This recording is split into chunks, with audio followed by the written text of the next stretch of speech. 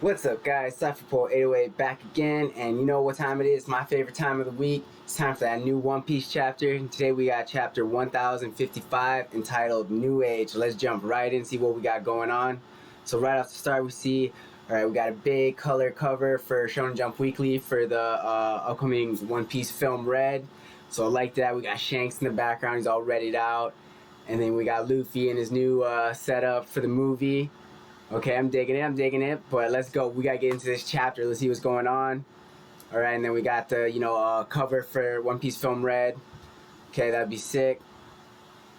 Alright, what do we got? Okay, we'll skip the stuff with Uta. We'll come back for a different video for that. Let's jump right into the regular chapter. Alright, so we got the Flower Capital.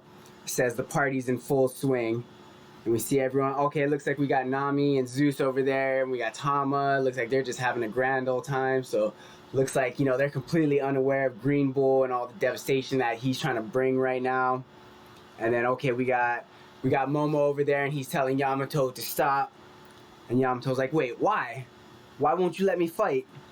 And he's like, you mustn't lay a hand on him. Okay, what's going on, Momo? Why are you saying that Yamato mustn't lay a hand on him?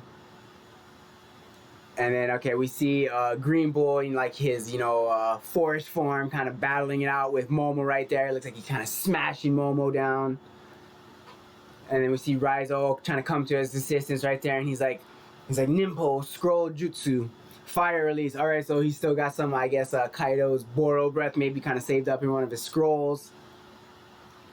And then he's like, just kidding. Fireproof Forest, you're up against a Navy Admiral. You think I wouldn't be able to guard against such an obvious weakness? Alright, so he's like, come on, I'm a Logia. You don't think I've figured out a way to kind of shore up my weaknesses for, especially being a forest god against fire. So, pretty smart of him to, kind of have, some type of way to deal with fire, being that he is a plant guy, and that's probably, his most obvious weakness right there. But the fact that, that he's a Navy Admiral, he already has a Logia fruit, makes him ridiculously strong, and he's able to kind of fight against, fire, or he has a fireproof mode, essentially.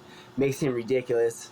And then we see this, grimace on his face, and we see one of his, plants kind of coiling up, and it looks almost like he's getting darker at the bottom, and then all of a sudden it just kind of spears right through Raizo. Right, and it looks like, wait, what the hell? So it looked like at first he kind of looks like he's able to catch it right there. But then in the next panel, is like, it wraps him up, or no, it looks like it's sucking almost like his essence out of him because he's kind of like withering up right there. And everyone's like screaming like, Raizo, what's going on? And then we see, okay, so we see Kawamatsu kind of coming to his rescue, trying to cut the branch right there. And he's like, damn you. No matter how much we cut, it just keeps growing back. And then we see Neko and Inu right there. And we got, he says, he must have some weaknesses, right? Is weed whacking really all we can do? So far all they're trying to do is like cut it, and it's just growing right back as soon as they cut it. So they're not really having any answer for him. The fire didn't work from Raizo, so what are they going to be able to do? And why did Momo tell Yamato not to attack him? And then we see Dendro getting locked up, and Kawamatsu. We see Neko getting there. Everyone's being locked up by him right now. And then it goes back, and we see the Flower Capital, and it says the castle basement, Kozuki Sukiyaki's secret room. Okay, so we're going back to that room with the poneglyph in there. And then it says even further. Oh, damn, guys. You guys think we're going to see the road poneglyph? Or are we finally going to see what Pluton looks like? Because, he said it's there. Like, what do we got going on, guys? And he's like, you did well to sniff us out. And okay, we got Law over there. Okay, of course we got Law coming up in this next panel following, Sukiyaki, and we following Robin down. It says, you make it sound like I'm Hyena. I simply noticed the two of you weren't with the others. That naturally made me wonder if you were up to something. Be careful where you step. The ground is covered with mold. Alright, so Robin kind of giving Law crap like, oh, of course it was you. And then what do we got says, I never told Orochi or Kaido about this passage, but they were still able to find the poneglyph in no time. Because they had a fishman on their crew. The All-Star Jack. Alright, so maybe Sukiyaki was trying to hide the poneglyph from them and hid it underground because he's saying, oh, because they had the fishman Jack, they were able to find the poneglyph. So what do you guys think? Is that how they were able to find it? Is it hidden underground, or not underground, but underwater? Is that why we haven't seen it yet right now? All right, and it says, how would being a fisherman help? And it says that will be clear when you see it. All right, so maybe this is gonna like lead them into some submerged area underneath the land of Wano. And then we see Law, and he's like, how far does this go down? Sukiyaki's like, I would say it goes down a few hundred. Goes a few hundred of years deep. Wait, what? Okay, hold on. And we see Robin, she's got this perplexed look on his face. Okay, let's read that statement again from Sukiyaki. He said, I would say it goes a few hundreds of years deep. Now that seems like a very particular choice of words, not yards, but it says years deep. Like, is this like a way to travel back? But Toki said there's no way to go back in time, at least with her fruit. All right, what do we got? And it says, next, they're still heading down the stairs. It says, where is it, that dim light coming from? And it says, there is a glass block window at the end of that crawl space. You can climb in there and take a peek. We should already be below sea level. All right, and then we see both Robin and Law trying to kind of push their way in. And they're like, no fair. All right, so we got them. They're like, no fair. And then all of a sudden their eyes just bug out of their head. All right, what did they see? Wait, what the hell? And they're like, is that Wano underwater? And yeah, you just see all these fish and like all these, ancient like feudal style Japanese buildings. Like, it looks like Wano, but it's underwater. All right. So, a lot of people have kind of speculated maybe the One Piece, like the road to the One Piece kind of, either goes through the water or some type of way. Like, that's why no one's kind of run into the island. All right. What are you guys feeling? Oh, man. And he's like, oh, that is an older Wano from about 800 years ago. Oh, so right before or after the Void Century. And they're like, what do you mean? He's like, exactly as I said. Although, as to why it ended up like this, I have no idea. But it's so well preserved. Does that mean this isn't really seawater? All right, so, okay, we're going to go back and we're getting this little map right now, getting the breakdown of how, Wano's up here, but you got the waterfall and that underground passage. He's like, all right, this is what I do know. Long ago, Wano was much larger and located at sea level, on the land around the base of Mount Fuji. At some point, walls were erected all around enclosing the island. As a result, the rainwater had no place to escape, and whole towns were eventually submerged and abandoned. All right, so we see these big walls. Is this going to explain, like, how we have this big-ass, wall that goes around the entire planet to form the red line? I feel like that's where we're heading, guys. Oh, man. All right, it says, the land further up mountain was established for settlers, and that grew into the country we are familiar with today. But there's, like, literally the entire ancient 800-year-old Wano is completely submerged now. And he's like, the current Wano, he's like, precisely. And then what do we have here? And he's like, we have arrived. This is the Lode poneglyph. Oh, man. Oh, snap. It's really here. This is our third. We just need one more to travel to Laugh Tale. So we got the third one. All right, so we got, the one from Zoe. We got the one from Big Mom. Now we have this one. And if you guys remember from the flashback, we had the one that was located at Fishman Island that we don't know what happened to it. All right, and it says, we are in a cavern near the foot of Mount Fuji. If you continue to trek a little deeper, current location. All right, and it looks like they're actually going to, like, go down into the water to access old ancient Wano. So I'm wondering, and it's like, it is said that you would find the sleeping ancient weapon, Pluton. Hell yeah. Are we going to get the actual reveal of Pluton in this chapter? Or are we just getting teased? Oh, man. He's like, I have never seen it myself, and I'm unable to show it to you. All right, so maybe it's, like, too far. He can't hold his breath, or no one can swim to it, or something like that. And it's like, all right, retrieving Pluton would require the removal of the walls that surround this nation. Opening the country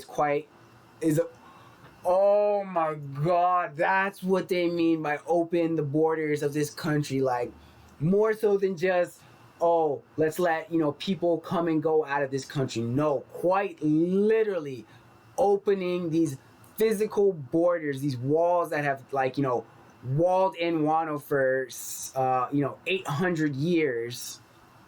Oh my god, I can't believe that's what it meant by the borders. So maybe that's why Zunisha is necessary to open the borders, potentially to knock down those walls or whatever, maybe. I don't know, what are you guys thinking? What are you guys feeling for this?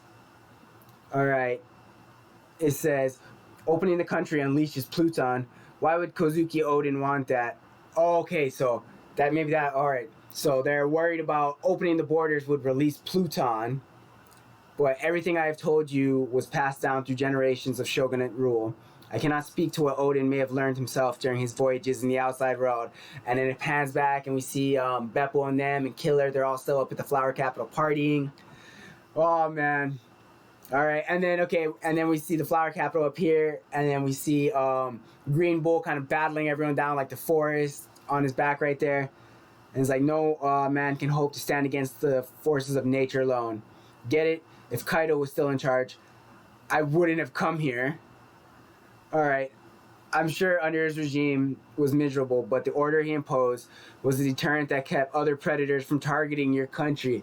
Oh, so he's like, look, you guys did this to yourselves. You guys took out the one deterrent that we had from coming here, which was Kaido, because you can't fight that monstrosity of nature. Just bring me Straw Hat Luffy already. I'll leave you be after I take his head. Oh, alright. I'm really not liking Green Bull, guys. Like, he is just a douche. Like, he's like, just bring me Luffy so I can kill him and I'll let you guys leave. And we see all the Scabbards. They're all kind of wrapped up in, Green Bull's vines right there. We see Momo kind of lying down. He got kind of beat down right there. Alright, what else do we got? And then it says, let's call Luffy and the gang and show this guy who's boss. Alright, so Yamato's like, oh, let's call Luffy. And he's like, no. That is unacceptable. The same goes for you. Do not touch him. After all that time chained up on Onigashima, you finally have your chance to be free. Alright, so Momo stepping it up a little bit as a leader. He's like, no, we can't let Luffy, the savior of Wano, have to deal with this guy. And same thing for you, Yamato. We can't let you attack, this Marine Admiral after you just gained your freedom from Onigashima. Because if you attack him, then you'll officially become an enemy of the world government. And then Yamato's like, huh? That is why I refuse to taint your send-off. Up until now, I have continued to rely on Luffy and Zoro and the others. But it is imperative to prove that those of us who are staying here can repel any enemy on our own. So Momo's like, no. Luffy already did us a favor and, saved Wano. We can't continue to permanently rely on him to, protect us. Like, we need to be able to step up and protect this land for ourselves so that when Luffy leaves, he doesn't need to worry about us. Alright, and we see Momo, and he's like, he's still crying. He's like, if we still have to depend on the people who wish to leave, how can we look any of you in the eyes and say that Wano is safe with us? So Momo, really feeling the weight of being the Shogun, of not only helping the people of Wano, but also helping the people that helped him regain control of the land of Wano. And then we see Yamato, and she's kind of like, Momonosuke, that real, she's kind of touched by what he's doing.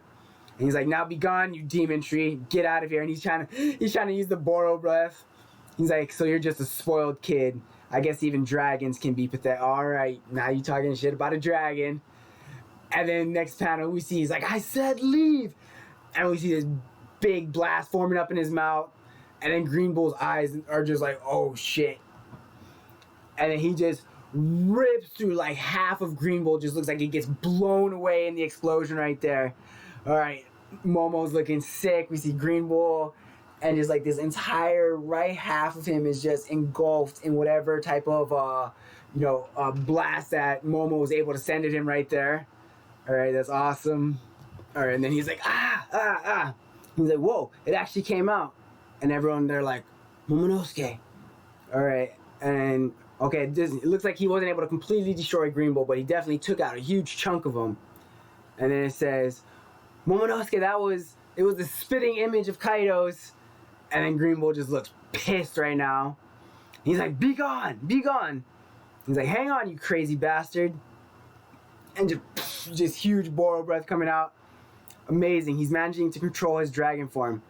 But his aim still leaves much to be desired. So maybe partially, Momo, he's a good guy. He doesn't really want to kill people if he doesn't have to. So maybe this is more him trying to scare away Green Bull. And Green Bull is just like, we see him, his eyes are all whited out, and he's just laying down. Hell yeah, Momo taking out an admiral. And then, okay, what do we see? We see this little sprout coming up from the ground, and the next panel says, what a pain. Easy now. Okay, so Green Bull, he's basically, looks like he's growing himself back. He's like, seriously, is he trying to burn down the whole town, you know, with these massive flames? And we see Green Bull's burn, I guess, plant self kind of being engulfed in flames right there. All right, and he's like, since you're so hell-bent on playing hardball, have it your way. I'll scare you and your wannabe Kaido routine from mouth to tail. All right, so he's trying to skewer Momo in his dragon form. He's trying to stick a branch down his throat and go all the way to the end of him through his tail. And then all of a sudden, it looks like we pan out to the outside of Wano, and you just see this crack of hockey, I'm guessing. All right, are we going to see Shanks make a move right here? And then all of a sudden, you just see Green Bull from behind. Looks like he gets hit with this attack. He's like, huh? Wait. He's like, wait. He's like, that's Conqueror's hockey. What the hell? Who the hell? And he's like, wait, the red hair pirates as he's falling to his knees. All right. Oh, Shanks and we're coming for that road poneglyph right now. Or is he? No. Is he coming for Pluton? Does he know about Pluton being there? And then it says, boss, don't just go all out with your hockey like that. All the newbies are foaming at the mouth, so Shanks, maybe he realized or sensed what was going on, so he sent his Conqueror's hockey to kind of help them out. And he knocked all like the young guys on his ship out. He's like, I won't call you Marines cowardly or underhanded for this, but wouldn't you agree it's bad form to go after these worn out saplings when they're exhausted from making pirate history? All right, so everyone that thought, that Shanks was a bad guy last chapter, or this was kind of, setting up Shanks to be like an enemy of Luffy, in a sense, I guess they are, because they are pirates, you know what I mean? Like, they are rivals. They are, I guess, essentially vying for Pirate King and finding the One Piece. But as far as, like, actual animosity between Shanks and Luffy, like, oh, Shanks been setting up Luffy and just using Luffy and just a bad guy, like, I think this kind of proves it, like, no, that's not the case. Like, Shanks still looking out for Luffy and his crew, like, still trying to help them out. But right there we see, and then in the flashback we see, thinking back to when Luffy, gave himself his scar right there. And then we see Momonosuke and Hiyori. So, Shanks has had history with all three of them as children. And then we see Shanks. He looks pissed. Hell yeah. And he's like, does the new age frighten you that much? Like, Shanks knows what he's bringing into this new age. And the fact that he was able to hit Green Bull, all the way from out at sea in Wano with his Conqueror's hockey. He's like, I get it already. It's not like I want to pick a fight with you guys. Not today, anyway. And then we see Yamato, and we see Momo over there. Momo's got, like, tears in his eyes. And then we're panning back up to the Flower Capital, and we see the Straw Hats. We got Brooke and Chopper and Frankie. They're partying. I'm guessing that's Usopp right there. We see Hiyori and Otoko. And then they're like, he's gone. She. Guess we don't need to lend a hand after all. And they're just sitting there watching. We got Sanji. We got the monster quartet, I guess. Check Momo out. Indeed, and that hockey just now really was something too. Yeah, who was that? And I think Luffy's gonna know. And he's like, oh, a familiar face just popped into my head with a big old smile. Like, oh, I just love the way that Oda, like, kind of trolled us and made everyone, like, wait, is Oda, or is Shanks bad? Is he bad? But, like, nope. Luffy's still just at the realization that Shanks is around right there. He just gets a big old grin on his face, like, oh, God. There's just something about that that's just so One Piece and so Luffy, like that feel that you get just looking at that smile, like, oh my God, I love that feeling. And then it says, Chapter 1055N, a ship drifting in the vast ocean. Oh man, like, that was such a sick way to kind of save them. Like, Shanks coming in, swooping in, didn't even have to show up, but just using his hockey to kind of save the day. And the fact that Luffy and Momo, or Luffy and Zoro and Sanji and Jinbei, the monsters of the Straw Hat crew were kind of sitting up on top, kind of watching everything unfold with Green Bull and Momo and Raizo, them like, you know, kind of waiting to lend a hand, but like, nah, we'll sit back and kind of let them handle this. Like, they got this. Full confidence in their friends. And then for Luffy, like I said, this panel right there of him just being like a familiar face just popped into my head. Just all smiles at the prospect, like, I'm getting closer to the day that I get to see Shanks again and return his treasure. Like, yes.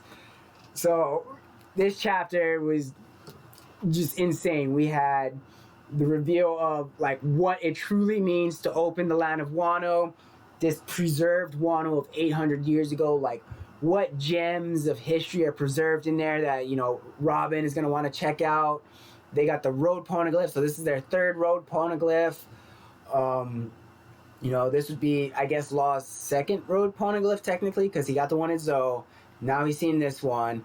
Did he find a way to get a copy of Big Mom's poneglyph because they were in alliance? I can't remember. Let me know if you guys remember. But then, you know, seeing Momo them kind of step up and trying to fight, you know, seeing Momo, you know, how he's grown as a leader and really stepping up to protect not only the people that he's in charge of, but the people that also helped him and allowing them to continue on with their journey and to fulfill their dreams. So, and then, of course, just to see Shanks, just this man, like, how strong is his hockey that he was able to use it to stop an admiral from the ocean? Like, just what? But yeah, this was 100% 10 out of 10 chapter. I didn't think, you know, we'd have back-to-back 10 out of 10 chapters like that, but man, Oda delivers. We got everything coming up with the One Piece film Red. So I think this was an excellent way to kind of set it up, like kind of build up a little mysterious about Shanks, but then Oda still kind of reassures us like, nah, this is still Shanks. Like, this is still my boy. This is the guy that you guys have, you know, had as one of your fan favorites for 25 years. So he didn't do us dirty and destroy our character yet. He kept him intact. So hats off to you, Oda. Excellent chapter.